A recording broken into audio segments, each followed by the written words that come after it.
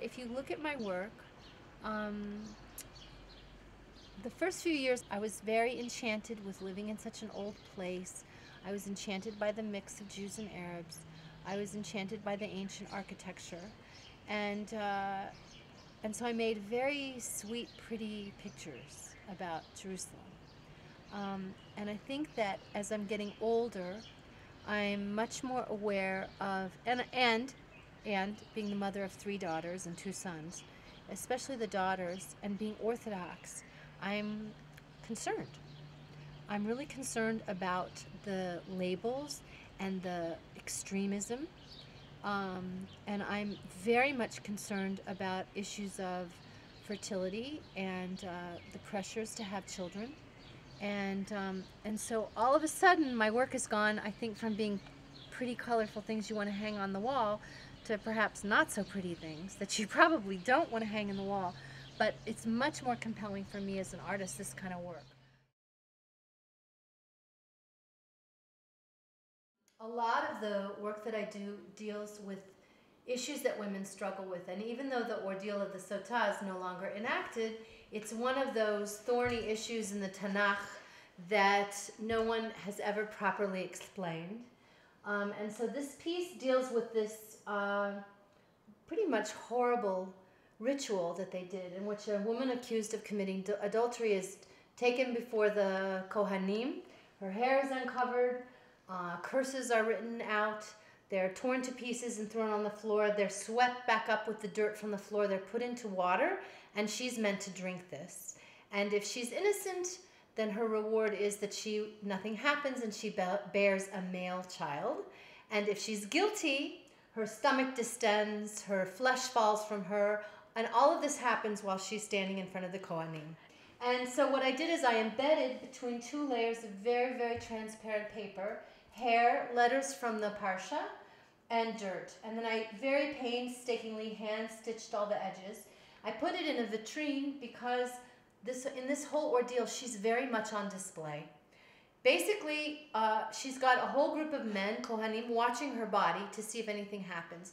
And in this case, I have a case in which it's glass on all 4 sides because she has nowhere to hide. This is fairly typical of the kind of work I do, and we can go up to my studio now and see the rest.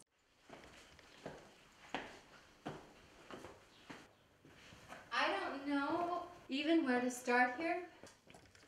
So this piece was part of the Tear Repair show at Brandeis. The vest of the Baal Tzedakah, the vest of the giver of charity. I started to think about what it means to give tzedakah, and I went to the Tanakh and I researched like what it means to open your hand to your needy brother, and I thought, wow, hands. Here in Jerusalem, there's chamsas everywhere. And that's sort of what gave me the idea of creating this garment that's full of pockets, but the pockets are hands. They're very Yerushalmi, but at the same time, they're open hands that are requesting something. And so the whole pasuk about being the obligation to give to your needy brother is wrapped around the vest. But then hanging off of the vest are all these tags. The Kitzur Shulchan Aruch lists the sort of the hierarchy of your obligations, of who you must give to. The orphan, the widow, the Talmud scholar, the poor of your city, the poor of Jerusalem, the non-Jewish poor. And there's a whole hierarchy that they tell you. This is the order of who you give your money to and how. So they are literally hanging off of this Baal Tzedakah, totally dependent on his generosity. But then inside the vest, sitting on the back of the wearer, is this part of the Tanakh. It says, you give to them, they gather it in. You open your hand, they are sated with good. Because I think there's a tendency to think it's my money, it's my giving, it's entirely in my hands. And this is just that sort of last little smack on the back, which says, don't forget where everything comes from.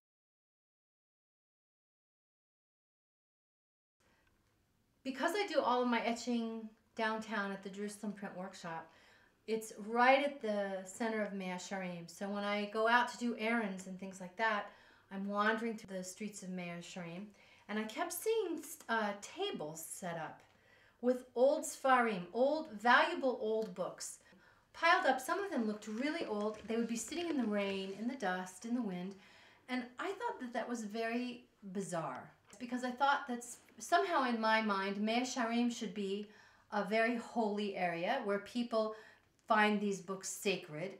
And I kept thinking, I wonder what would happen if I went up and with a pile of these and tried to buy them from one of these Hasidic men. And this is how I buy them. I mean, it's very troubling, but this is the way I find them on the street. No dates. Here. Printed in Poland, 1934. Think about what was happening in Poland in 1934. I would say there's about 7 or 8 different old sidurs combined here. Some of these are 100 years old.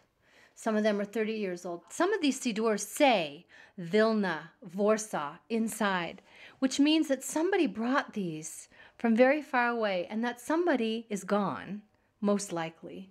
And it troubled me greatly that this sidur was sitting by the side of the road, in Mea Sharim. So part of me feels like I've done kind of a tikkun with these old books. This piece it's about a bunch of different things. It's about me as a modern woman buying these old books and deciding to make art out of them. It's about the Jewish response to a suicide vest, because a suicide vest is basically a vest that contains as many sharp pieces of metal to hurt as many people as possible. And those are the ultimate tools of the terrorist. To my thinking, the ultimate Jewish tools are words, paper, and string. I mean, that's who we are. We wrap the Torah, we bind tefillin, we roll mezuzot. We're very much about wrapping and binding, and about words and paper. And so I think that whenever tragedy befalls the Jewish people, Orthodox people certainly recite Psalms. We pray. That's what we do.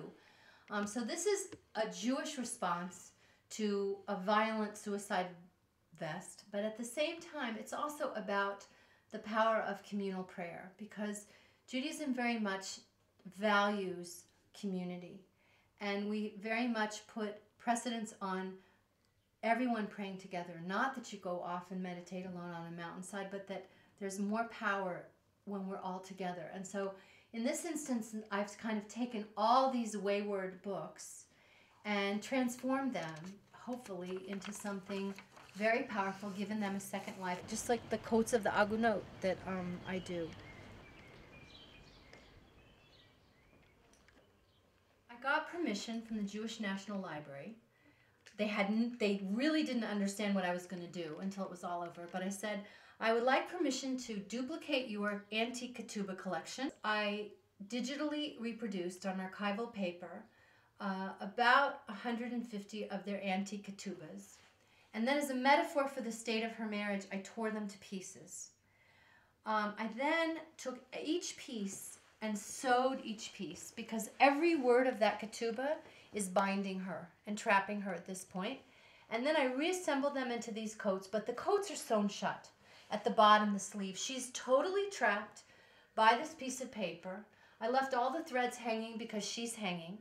And I deliberately made this out of paper because it's paper that traps her ketubah, and it's paper that she's waiting for her get to release her from this. These ketubahs came in huge range of tones. The ones from Arab countries, those ketubah tended to be very colorful, reds and blues and maroons.